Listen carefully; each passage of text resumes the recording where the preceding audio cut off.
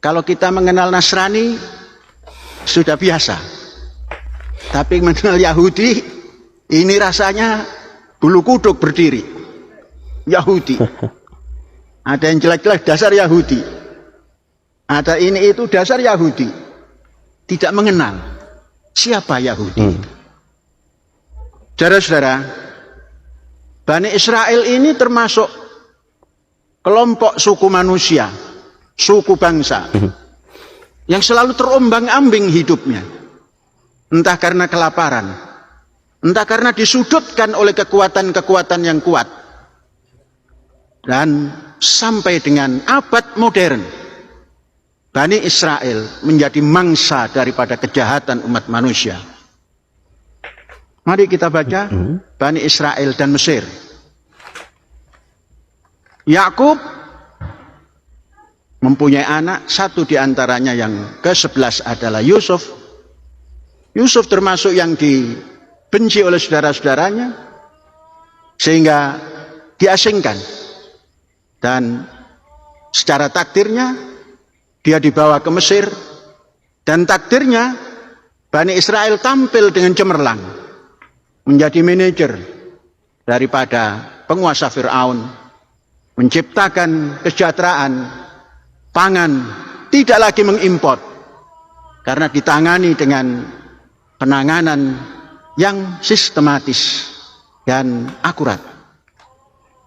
Sedangkan yang tinggal di Kanaan, ayah bundanya dan saudara-saudaranya sedang terkena melarat, susah pangan, sudah diimpor pun masih mahal harganya,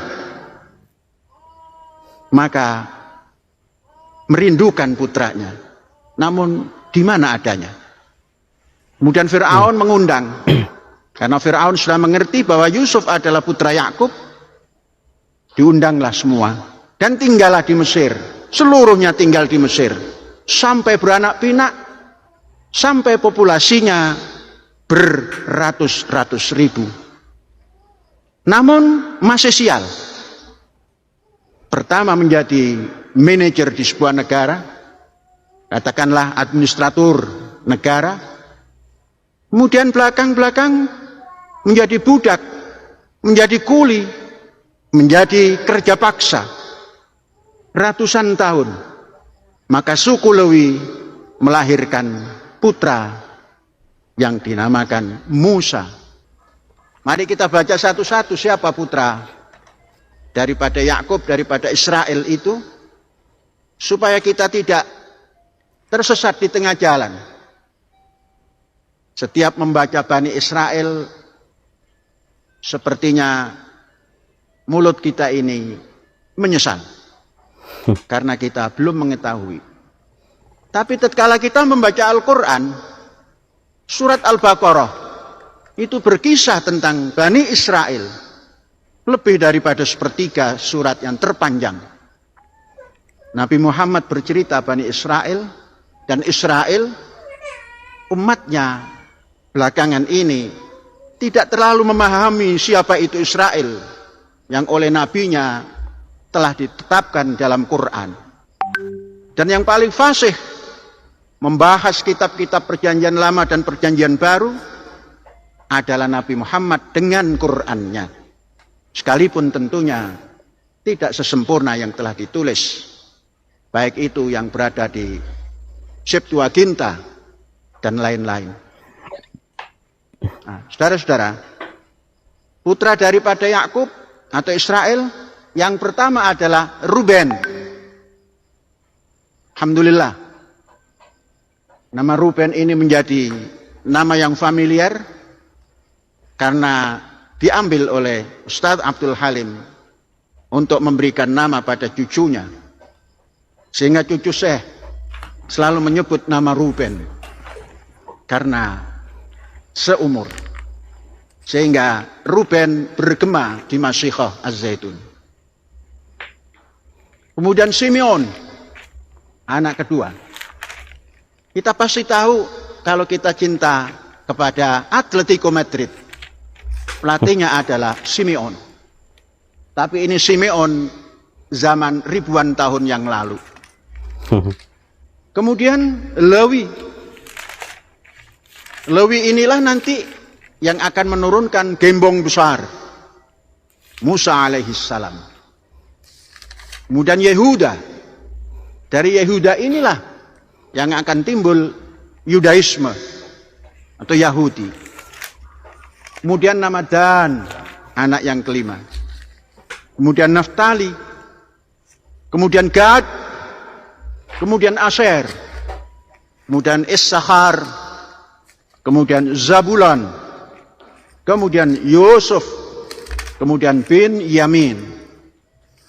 Nama putra yang satu ini dinamakan Bin Yamin, anak kanan. Karena membiasakan yang baik itu kanan. Tatkala lahir Bin Yamin ini, bundanya wafat, tapi dia hidup. Maka Israel menamakan putranya ini Bin Yamin, anak kanan. Ibundanya wafat melahirkan, putranya hidup dinamakan Bin Yamin.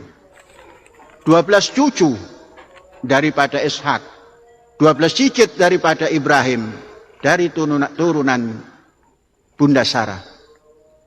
Inilah nanti yang disebut ya Bani Israel. Inilah yang menurunkan turunan-turunan Israel, yang kemudian bergerak karena tampil Nabi Ibrahim, kemudian melahirkan Ishak. Itu adalah di Kanaan, yang kemudian terkenal Palestina. Dan kepada cucu dan cicitnya mengatakan, tinggallah di bumi yang dijanjikan oleh Allah kepadamu. Itulah Palestina. Mengenal silsilah ini, maka kita tumbuh sile asih, sile asah, sile asuh. Itu namanya toleransi.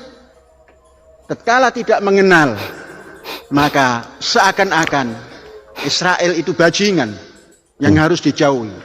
Tidak tahu Israel adalah putra daripada Ishak, putra daripada Ibrahim alaihissalam, yang hari-hari kita membaca doa selawat.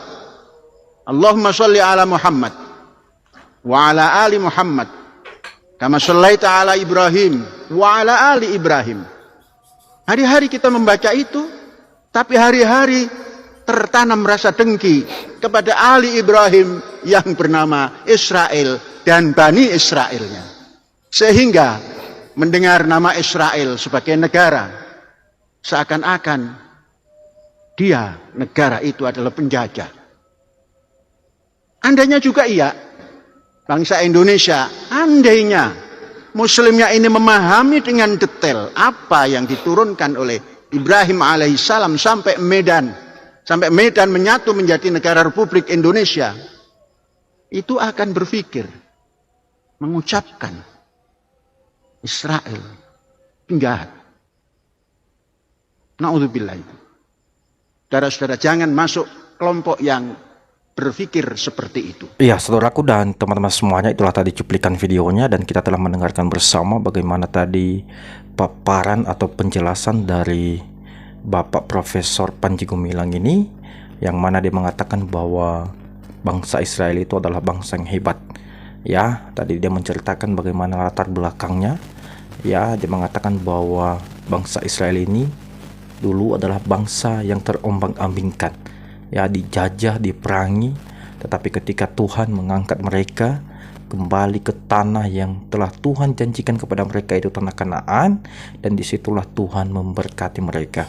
Luar biasa sekali, dan kita bisa melihat bagaimana bangsa Israel ini pengaruhnya sangat besar sekali, baik di dalam bidang teknologi, pendidikan, kesehatan, pertanian, dan semuanya, dan semua dunia harus mengakui bahwa dia adalah bangsa yang hebat.